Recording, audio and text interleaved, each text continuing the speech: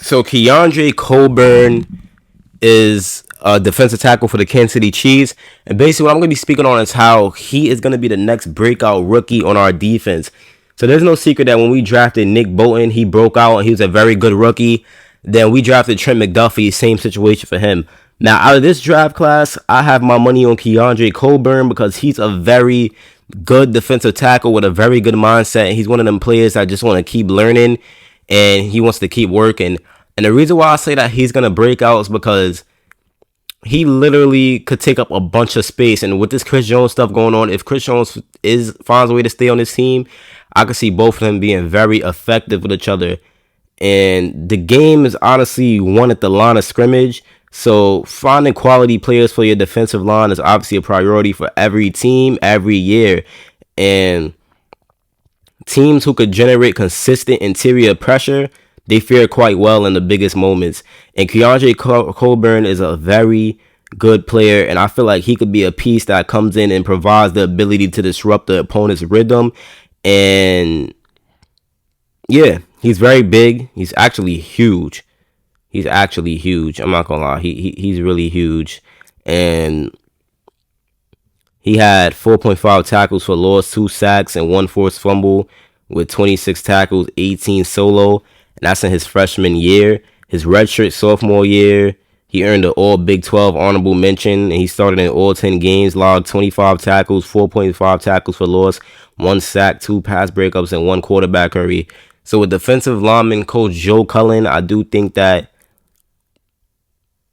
Keandre Coburn is going to come in and make a bunch of plays because he was once again an all Big 12 honorable mention and played in all 12 games with 11 starts as a redshirt junior. He recorded 15 tackles, 2 tackles for loss, 1 sack, and 1 quarterback hurry, and even collected his first career block kick. And in his final year, Coburn had perhaps his best year ever. He was named the second team all Big 12 selection, and he played 13 games with 12 starts, totaling 28 tackles, 3 tackles for loss, 1.5 sacks, 1 forced fumble, and 2 quarterback hurries. Mind you, he's a big nose tackle, and I do think that he could automatically start off rip and be that defensive tackle too next to Chris Jones. He's quick for his size. He's an explosive defensive tackle with an outstanding size. He fires off the snaps with a quick first step, consistently gets leverage on opponents, and it's tough to knock off the point. He immediately gets his hands up, easily changes directions, and he gets down the line of scrimmage or outside the box to make plays. He moves well around the field. He possesses a burst of closing speed and flashes power in his lower body. And he attracts a lot of double team blocks. So yeah, man. And you look at his combine measurements and results, he's 6'1", 336 pounds. He bench pressed 24 reps, and he runs a 40-yard dash with a 40-yard dash of 5.22. And he's just a wide body defensive tackle with above average athleticism and movement skills. His game is very good, and he comes with terrific upside and scheme versatility. And I think Joe Cullen could definitely elevate his game and make him play to the level that scouts believe he can. And he has a very high ceiling as well.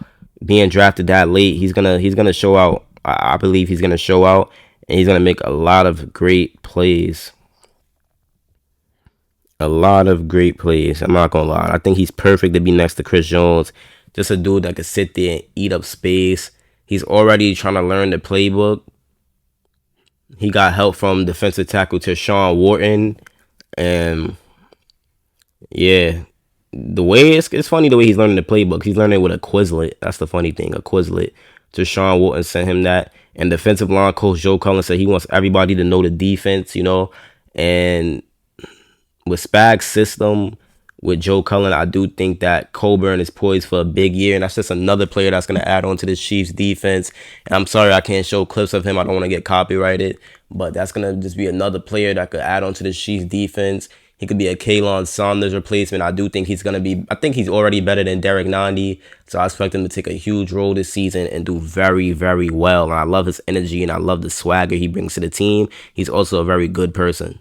And yeah, all these great players and these talented players just makes me excited for what this Kansas City Chiefs defense has coming and what they're going to be doing this next season, just these upcoming seasons in general. And I hope that at least if Chris Jones does want a big contract, just finish it out on this. Just finish out what you have this year, and if you want to leave the year after this, then you could go. But man, at least finish and leave with a very good monster season, and go get your $30 million contract if you could even get it. And let the other defensive linemen develop. Charles Omenihu, Felix Anudike-Usama, George Karlaftis, who I want to see play inside and out, and Keandre Coburn. Let them develop, but can you at least please stay one more year? Because we have to see Chris Jones and what he could do next to Keandre Coburn, because I do think Coburn is the perfect nose tackle that we have been lacking in these past few. And that's just going to be something scary to watch. The way I want to see it is Charles Omenihu starting on the right end, George on the left end, Keandre Coburn as the nose tackle, and Chris Jones as the DT1. That's an ideal starting lineup for the defensive line. And you got Felix Anudike-Usama rotating with Omenihu and Karlaftis here and there, and having a similar rookie season to what Karlaftis did. And all we ask for Coburn to do is just come in and stuff the run, stop a lot of big rushing plays and help the Chiefs with this run defense. Him and Chris Jones is a recipe for success, and that's what I'm honestly just waiting to see, That's what I'm honestly just waiting to see. And as the season just keep going, I've just been double uploading every day because I'm really having a lot of ideas. I'm just like in the house just thinking of things. And anything I think of involving the Chiefs, I don't even think of it just to myself. I don't talk about it. I go straight to my microphone and I make a video on it for y'all. And that's why I drop so much content, because anytime I think about the Chiefs and involving football in general, I just go out there and I make a video for y'all automatically, So, yeah.